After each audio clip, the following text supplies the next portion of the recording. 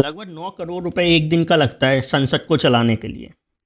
दिल्ली के AQI, जहरीली हवा, गैस चैम्बर बनते हुए दिल्ली पर किसी ने कोई चर्चा नहीं करी।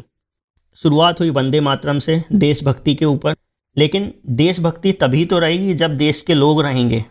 सांस लेने के लिए लोगों के पास साफ हवा नहीं है, आप उस देश में देशभक्ति बेच रहे हैं। मुद्दा होना चाहिए था पॉल्यूशन, मुद्दा होना चाहिए था अरावली, लेकिन मुद्दा बनाया गया वंदे मातरम। कभी कभी तो समोसे का भाव पूरे देश में एक होना चाहिए, यह तक मुद्दा संसद में उठा लिया जाता है।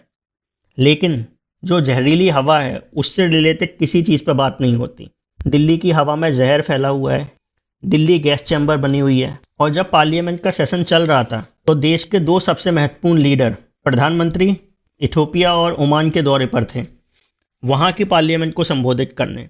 अपने देश की चलती हुई पार्लियामेंट को छोड़कर। और leader of opposition Rahul Gandhi वो जर्मनी दौरे पर चले गए।